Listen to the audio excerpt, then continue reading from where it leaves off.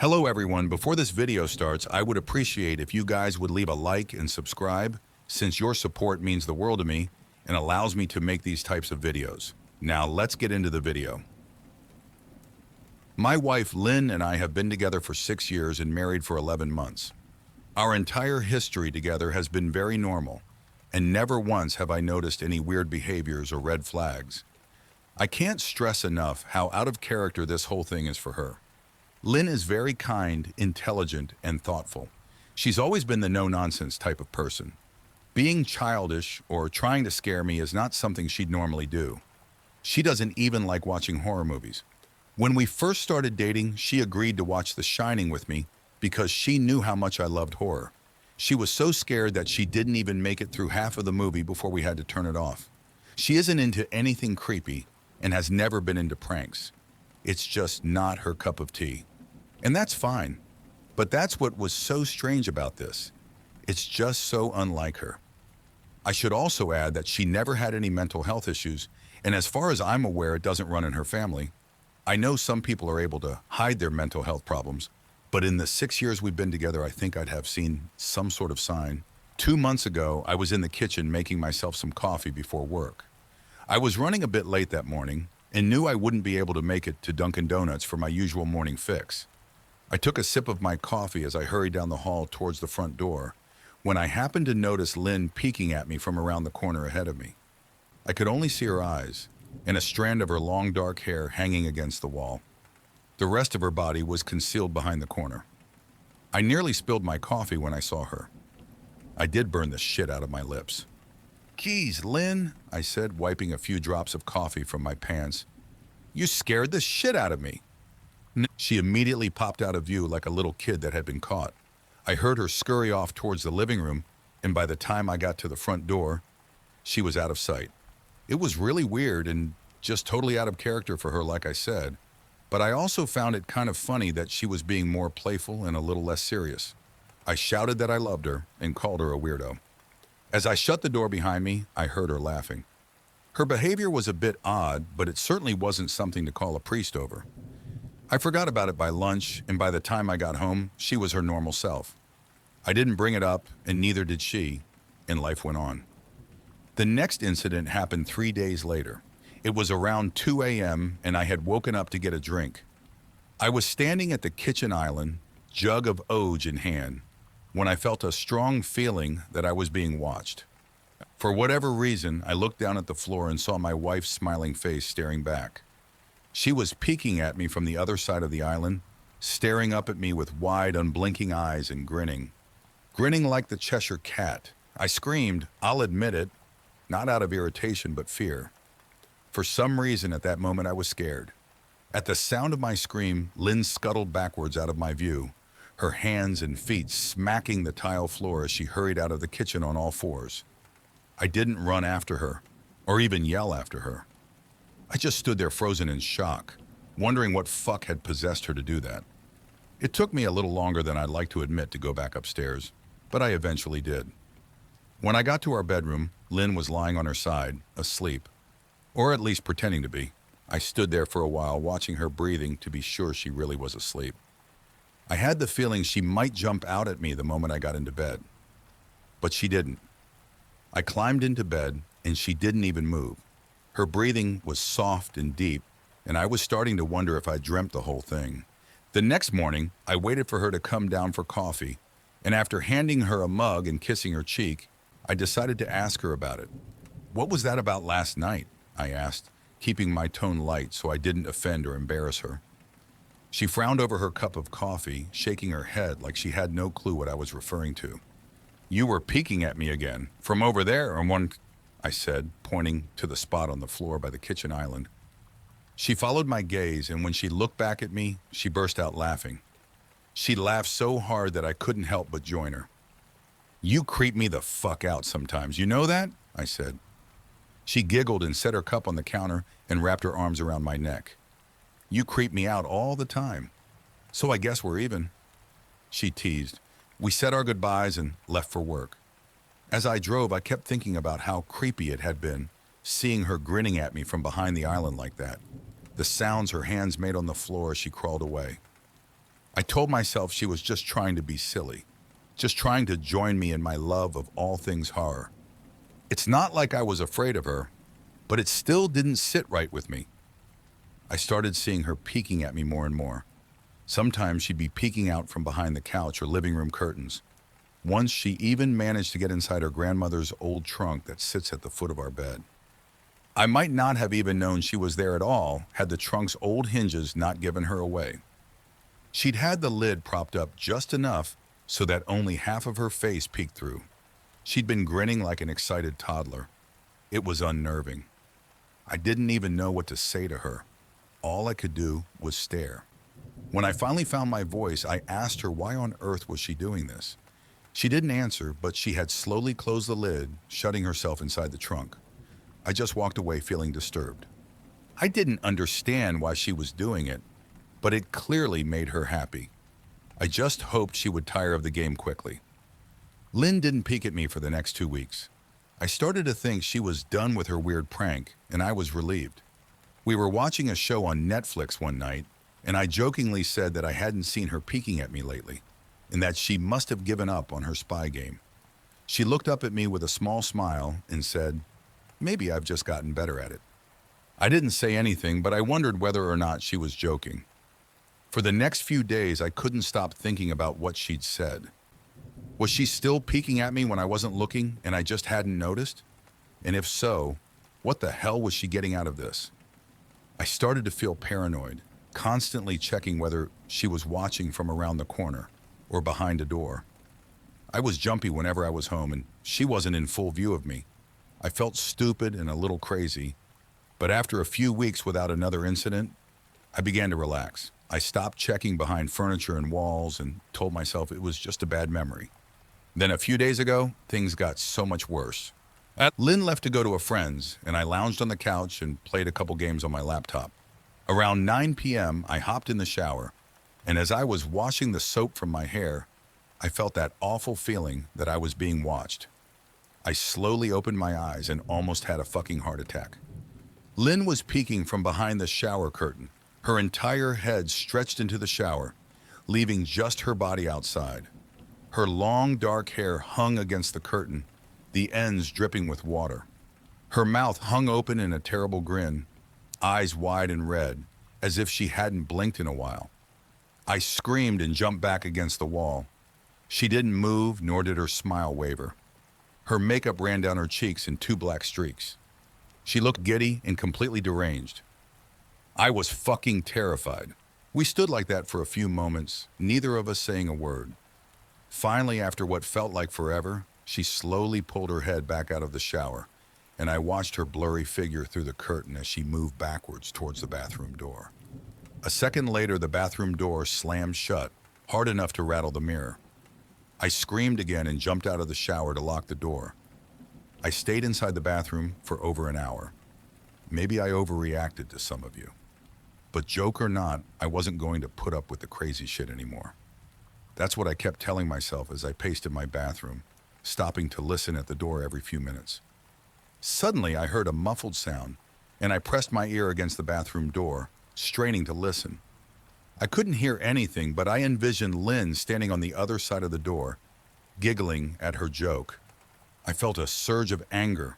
I was beyond pissed at being made to feel scared in my own house and made to hide in the bathroom for an hour. All for what? Some joke? If it was a joke, it was an awful one. "What the fuck, Lynn?" I snapped. "This shit is getting really fucking annoying." I waited for her to apologize or to call me a jerk, but instead I heard a faint moan, so quiet I wondered if I heard it at all, and then complete silence. "Lynn?" I called out, not able to even hide the shakiness in my voice. I got no response, just my own heavy breathing. "I swear to God, just fucking stop it!" I yelled, pounding my fist on the door. I waited for her to cuss me out, something I would expect from me talking to her like that. I never screamed at her before, but there was nothing, just the occasional drip from the shower head. I won't deny that I was scared, too afraid to open the damn door and face my own wife. I waited another 30 minutes or so, which feels like a fucking lifetime when you're scared. Finally, I decided I wasn't going to spend the night hiding in my bathroom. so I got down on my knees and peered under the door. I almost expected to see her face peeking back at me, but thankfully I didn't. I could see straight down the hallway to the top of the stairs, but no Lynn. I didn't know if I should be happy about that or not. I looked for a few minutes, waiting to see her head pop up over the top step, but it never came. I stood up, my hand hovering over the door, and mentally prepared myself to open it. I slowly turned the lock with shaky fingers and was about to yank it open when I heard a sound that still makes me feel nauseous when I think about it. A moan, louder than before, but this time I was able to tell just where it was coming from. I turned my head to the closet door as if in slow motion and locked eyes with my wife, who was peeking out at me from the slight gap. Her eyes were still wide as ever, and her mouth was hanging open in the most grotesque gaping smile I'd ever seen. I didn't even scream. I was too scared for even that. Her hands were clasped to her chest, body trembling with sheer delight, as if she could barely contain her excitement. A short, raspy moan bubbled up from her throat, deep and raw, sending a shiver through my entire body. Somehow I found the ability to pull the bathroom door open and ran as fast as I could all the way down the steps, snagging my keys and phone from the table in the living room before running outside to my car. I could hear her shrill laughter behind me, but I didn't hear her getting closer. I didn't bother shutting the front door. I drove away from the house faster than I legally should have, shivering the entire time, either from fear or the cold. Maybe a little of both. I hadn't grabbed a coat or even a pair of shoes. I was still in my boxers and my hair was still damp. I drove straight to my brother Chris's house about 40 minutes away, ignoring any and every call and text I got. I didn't check my phone until I was safely parked in my brother's driveway. Lynn had called 4 times and sent a flurry of texts, all wondering where I'd gone and why I left like that. I threw my phone at the dash in a rage, furious at her nonchalant attitude. My brother and his wife were surprised to see me, especially dressed in just a pair of boxers, but told me to stay as long as I needed. Chris lent me some clothes and asked me what happened. I told him Lynn and I had a fight, but didn't get into the details. I didn't want him to think I was overreacting, leaving my wife over a prank, even if it was a strange one. I mean, hadn't I encouraged her for years to lighten up instead of being so serious all the time? I had wanted her to relax and loosen up, but this was definitely not what I'd had in mind. I tried to sleep on their sofa, but my brain wouldn't let me sleep. Every time I closed my eyes, I saw Lynn's face staring at me from inside the closet. Knowing she'd been in there with me the entire time made my skin crawl. She'd never left the fucking bathroom at all. Instead, she slipped inside the closet and slammed the bathroom door shut to fool me. The mere thought of going back home gave me anxiety. I tossed and turned, unable to sleep. Chris ended up giving me a sleeping pill, so I was able to get a little rest. My sleep was filled with terrible dreams, all of Lynn's smiling face. I woke up just as the sun started to rise. My sore body ached from the sofa and I felt drained. I knew I'd have to call Lynn at some point, but I didn't know what to say to her. I wouldn't be going home unless she gave me her word she'd never do any more creepy shit. I just wanted my wife back. Her normal, serious self never looked so good to me. I was contemplating calling her and telling her that when that familiar feeling came over me. I was being watched. I was staring at the ceiling, my heart in my throat. I didn't want to look away, but the longer I ignored the feeling, the worse it got. My eyes drifted away from the ceiling almost on their own. Her face was pressed up against the window beside the couch, staring down at me with that same gaping smile. Drool dribbled down her lips, leaving 2 long streaks down the glass. I didn't know how long she'd been there, but something told me she'd been there quite a while, possibly all night. I didn't bother screaming, though I was afraid anger trumped any fear I felt at that moment. I jumped up from the couch and pounded my palm against the glass. "Lynn, are you crazy? What the hell is wrong with you? Just go home!" I shouted. "Now!" She didn't move and her ghastly expression never changed. If anything, her smile only grew, as if she had never been more elated. I could hear Chris and his wife moving around upstairs. As if Lynn could hear them from her place outside, her head twitched slightly in their direction, and she began to close her mouth slowly. Chris called my name from upstairs, obviously concerned. I turned to see him and his wife Rebecca hurrying down the steps. When I turned back to the window, Lynn was gone. The only sign she'd been there at all was the 2 streaks of drool still dripping down the glass. I tried explaining to Chris and Rebecca about waking up to see Lynn watching me through their window. They were skeptical. Who wouldn't be? Chris and I went outside to the spot in front of the window, but there were no footprints in the dirt, just a slight indent. Animal, probably. Chris guessed, and I didn't argue. He and Rebecca assumed I dreamt the entire episode, but they didn't understand, and I was too tired to explain it to them. I called out of work that day and turned my cell off. I didn't want to face Lynn.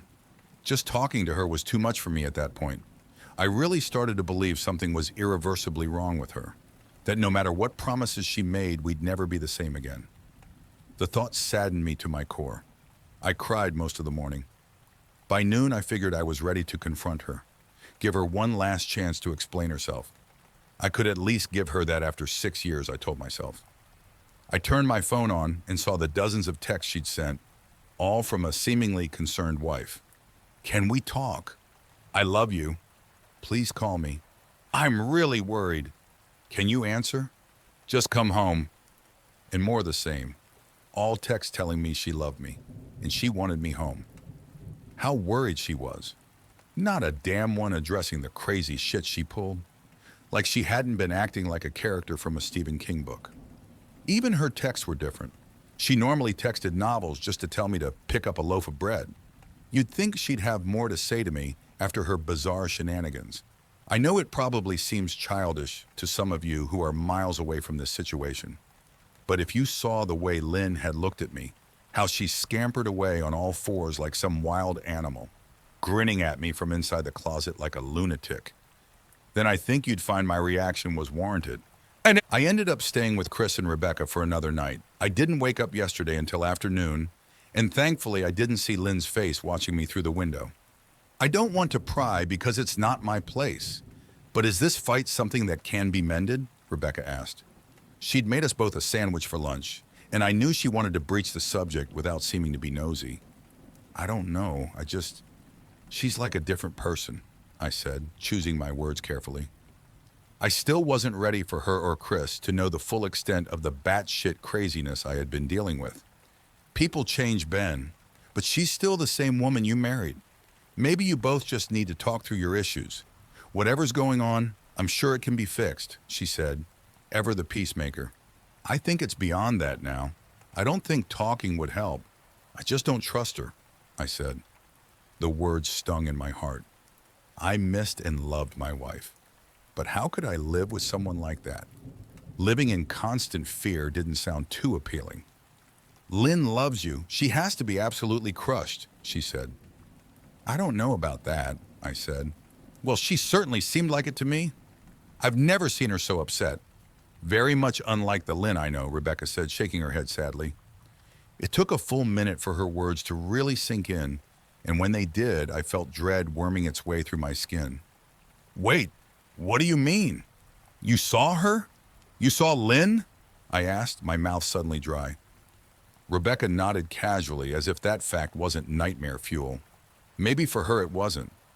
She stopped by this morning just after Chris left for work, she said, cleaning the plates from the table. I didn't see her car, though. Maybe she took an Uber or something. Beck, what did she say? Did she come inside? I asked, sweat starting to break out on my forehead. I began looking around, examining corners as though a predator lurked behind them. No, she just asked if you were awake yet, and I said that you weren't. I asked if she wanted me to wake you, but she said no. Just said to let you sleep, she said as she washed the dishes. That's all? She didn't say anything else? I asked. No, she looked awful though, like she hadn't slept in days. I think you should call her. I got up from the table and thanked Rebecca for lunch. I felt a little bit better at the knowledge that at least she hadn't come inside. Still, I needed to double check that the doors were locked. I sat for a while trying to figure out what to do next. I didn't want to go home, but I felt that I owed it to Lynn to help her if I could. Hadn't I sworn an oath to love and honor her through sickness and in health? Clearly, she was very sick. If she was sick, which I truly believe she was, I had to try and get her the help she needed. But I didn't even know where to start. I didn't want to call the police, and besides, what the hell was I going to tell them? That my wife was peeking at me? That she was being creepy? As bizarre as she'd been, she still hadn't committed any crime. Not yet, anyway. The police would have probably said that I was overreacting. But this wasn't some prank. It felt wrong. Dangerous, even. Like something sinister lurked beneath her smile. I knew as her husband I was well within my rights to have her committed, but what if she simply acted normal in their presence? She'd obviously been able to fool Rebecca into thinking she was just a concerned wife. As long as the doctors didn't find her a danger to herself or others, they'd have no choice but to release her after 72 hours. I felt lost and overwhelmed. So I did what any husband in my position would do. I called her mother. I didn't want to, believe me. Her mother, Marianne, and I were never on the best of terms. We'd never fought or anything like that. She just wasn't a very warm person and wasn't really easy to get along with. She hardly ever smiled, and when she did, only her lips would move into a thin-lipped smile, leaving her eyes as blank as before. She gave off this aura that felt like she was permanently on the offensive. I'd only met her twice, and both times were for such short visits. I got the impression she didn't approve of me for her daughter. Lynn always ushered us out quickly, as she didn't want me to feel uncomfortable, which I was grateful for. Being in her mother's company felt almost unbearable, like walking on glass. I was glad when we moved 3 states away, so we didn't have to see her often. I was happy to avoid the woman, but I needed her help. I really didn't want to talk to her at all, but I had to talk to someone, and someone who knew Lynn better than I did. So I grit my teeth and did what I had to. "Yes," she answered, already sounding irritated. "Marianne, it's me, Ben. Do you have a minute to talk?" I asked. I could hear her cluck her tongue in irritation. "I'm in the middle of writing some checks, but if you insist, I suppose I can spare a moment." "What is it that you want to discuss, Benjamin?" she said coolly. "It's about Lynn. She's been acting strangely, and I was wondering if you had any idea whether there was something—" I was quickly interrupted. "It's a bit difficult to follow your rambling, Benjamin." "What is that you want from me?" she asked. I could almost see her standing there in her thin sweater and slacks, tapping her fingernails impatiently on the table. "I wanted to know if you'd ever noticed any odd behavior, or possibly any mental health issues," I asked. There was a long, uncomfortable pause that I couldn't tell was because she was just thinking or something else. Finally, after a few seconds, she spoke. "I'm not sure if this is one of your jokes, Benjamin, but if so, I don't find the humor in it. Now, I do have business to attend to, as I've said, so if you don't mind," she said, but I cut her off before she could get rid of me. "Marianne, it's not a joke. I'm sincerely concerned about Lynn's mental health. Her behavior has been very erratic lately. I'm very worried about her, and I figured as her mother, you would be as well," I said, my frustration evident in my voice. "If you're truly concerned, then I suggest you get the health professionals involved. I don't know what you expect of me," she snapped. I could tell she was seconds away from hanging up, and for some reason I was desperate not to let her. I had the feeling that she knew a lot more than she was letting on. "Please, if not for me, do it for Lynn." I tried. I heard a faint, shaky intake of breath, as if she were trying to hold her steely persona together, but failing. "Marianne, I started. "Benjamin, I don't know what to tell you. My only advice would be to seek professional help. Do not call here again. Goodbye." I tried to call out to her, but she'd hung up. I tried to wrap my head around the call and her refusal to help me. Even if she didn't like me, why wouldn't she want to help her own daughter? I couldn't understand that. I tried to replay the conversation, desperate to find something I missed. After a while, I almost gave up, until I remembered her last words to me. "Seek professional help." She'd said those words with a bit of urgency. I could have just been grasping at straws, but no, I was sure her voice had changed ever so slightly when she'd said that, as if they were very important. What had she meant? I assumed she'd been referring to medical professionals, but maybe she was referring to someone else. Someone that she didn't, for some reason, feel comfortable saying directly. Or maybe I was just desperate. I waited for Chris to get home, and after a very long and exhausting conversation with him and Rebecca, I convinced them that Lynn truly needed psychiatric help. I didn't tell them everything. I wasn't prepared to go into it yet, but I told them about our last encounter, how she'd hidden in the bathroom, peeking at me from the closet. They were obviously shocked, but thankfully they believed me. They too just wanted to help her. Still, they didn't think it was all that serious. Weird, maybe, but not dangerous. They just kept saying that Lynn had to be playing some kind of weird joke. Maybe for YouTube? Rebecca offered, if only half-heartedly. Chris didn't think we should involve the police just yet. He offered instead to go with me, and I readily accepted. He reasoned that calmly talking to her, trying to coax her into going willingly, was the best recourse. I agreed to do it his way. At least I wouldn't be going into that house alone. We drove over this morning, just after breakfast. There was no way I was going at night. When we pulled into the driveway, my stomach began doing somersaults. Her car wasn't there, but I still didn't let my guard down. The front door was ajar, and for a split second I thought we'd see her eyes staring through the gap. I was shaking and starting to sweat. Chris, however, was fine. He waited for me to open the door, his hands in his pockets like he was going on a fucking stroll through the park. I envied his ignorance. I pushed the door open and was immediately hit with the stench of rot. Chris smelled it too, and he walked in the house behind me with his nose scrunched up. "What do you guys use to clean the floors around here, shit?" Chris mumbled. "Shut up," I said, my eyes darting around for any signs of Lynn. The house was deadly quiet and dark despite being 10 in the morning. All the curtains were closed up tight, refusing to allow any sunlight inside. If I hadn't left it just 2 days prior, I'd have thought the house to be abandoned. We moved through each room, carefully checking any place that she might hide, occasionally calling her name. "Why the fuck are you looking under the couch?" Chris asked eventually.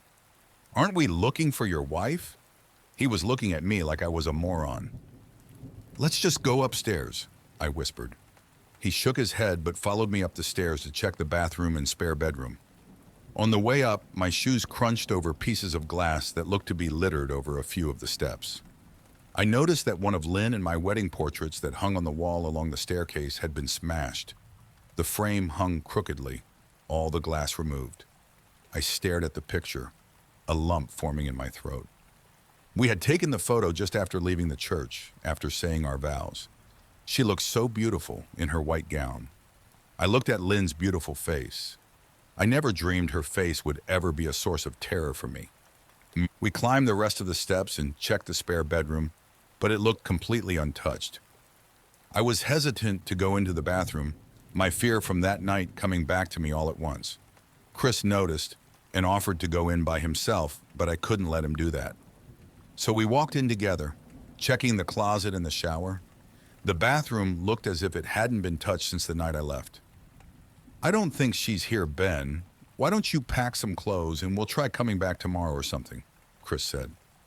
I nodded and went into our bedroom and shoved some clothes into a duffel bag. When I checked inside our closet, I came across the source of the smell and gagged. Chris took one look and lost all color in his face.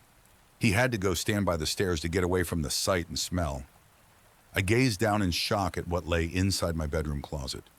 Soaking into the rug were at least a dozen eyeballs, all carefully laid out in pairs. Some were as large as a quarter, while others were as tiny as a marble. I stared down at the eyes she'd collected from small animals, and I wondered how she'd gotten them, and shuddered at the thought. Man, I thought I had it bad with Becca's shoe addiction. But fuck me. Your wife's in here collecting eyeballs, Chris said, gagging. Ben, I think we should go, he called from the hall. I'm getting nauseous. All right. I grabbed my duffel and shut the closet door on my new nightmare. I stepped out into the hall and took a deep breath of air. I could taste the rot on my tongue, and I couldn't help but gag. Who the fuck lines up eyeballs in their closet like that? Chris mumbled. I tried to tell you she needed help, I said. She doesn't need help, Ben. She needs a fucking exorcist, he said. You coming or what? I can't stand the smell any... His words died in his throat, and his eyes grew wide with fear. I didn't ask him why. I could feel it. Someone was watching me, and I didn't think it was the eyes in the closet. I turned around, my eyes slowly scanning the bedroom. Christ, I whispered, as I finally saw what we'd missed. Under the bed, curled on her side, watching us with the excitement of a kid on Christmas morning, was my wife. She held her hands together just under her chin, and they were shaking eagerly. Now that she knew she'd been found, I could hear the quiet noises she was making. A sort of hiccuping sound in her throat, as if the excitement was just too much for her. It was unnerving to say the least. Wide eyes and that same huge smile. Everything in me told me to run, but I forced it away. This was my wife. No matter how twisted, she was still the woman I married. I had to help her. "Lynn," I said softly. She didn't respond, but her head bobbed back and forth in two quick little movements, as if she were nodding. "Baby, I just want to help, okay?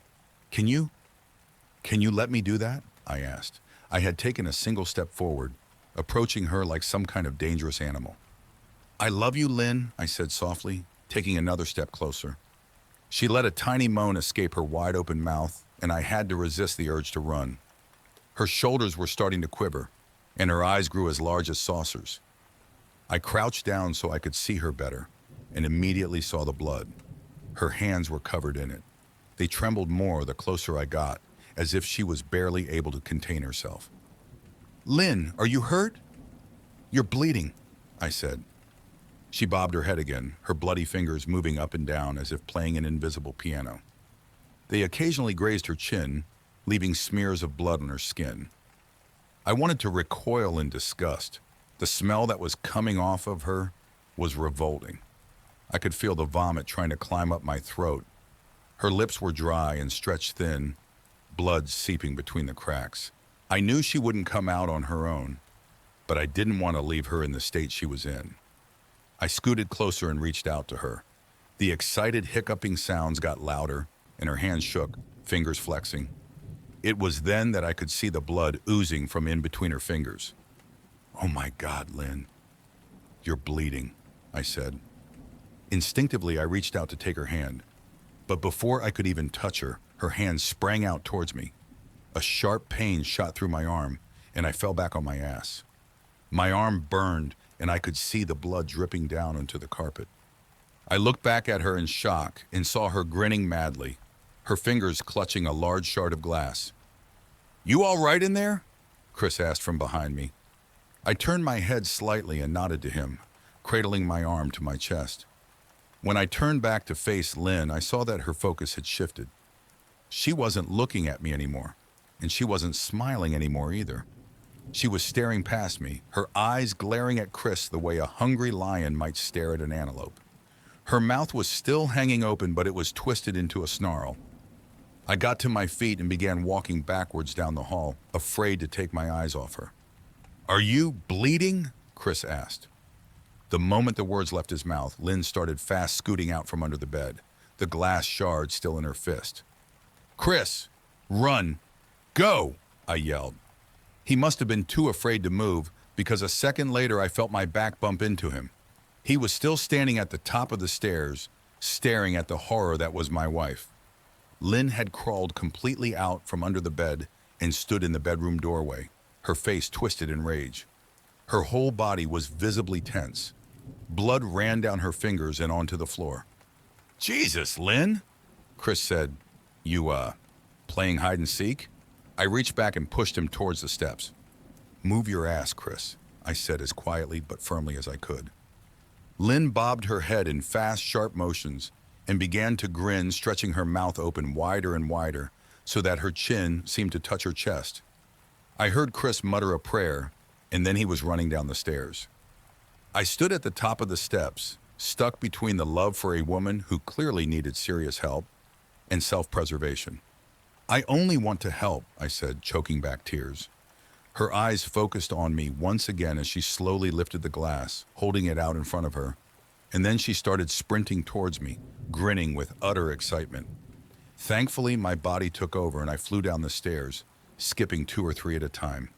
I made it to the front door before I felt her leap onto my back, wrapping her arms around my neck, her open mouth next to my ear, so that I could hear those terrible hiccuping sounds up close.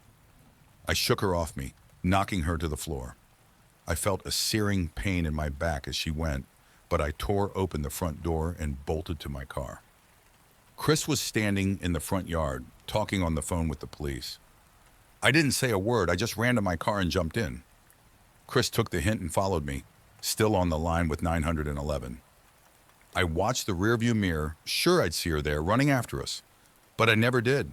I went straight to the ER and got 11 stitches in my arm and 3 on my back. The police asked a lot of questions and went back to the house to do a search, but of course, Lynn wasn't there. They advised me to stay with a friend or relative for a while and to file a restraining order as soon as I could, but none of those things would matter. Somehow I just knew. I dropped Chris off at home and went to a motel an hour away. I wanted to put as much distance between me and Lynn as I could. This is where I've been for the last 4 hours. I thought maybe the police would find her. Maybe they'd get her the help she desperately needs. But now I don't think so, because 40 minutes ago I got a text from an unknown number. Just 3 words. I found you, and a picture attached. The picture was dark and grainy, but I instantly knew what it was. There was no mistaking my wife's eye. I started typing this out immediately after. I don't know what to do. I'm alone and scared, and I can't help but feel that I'm being watched. Thank you for watching the video fully. Please hit the like and subscribe button, since I could not make these videos without your support, and it means the world to me.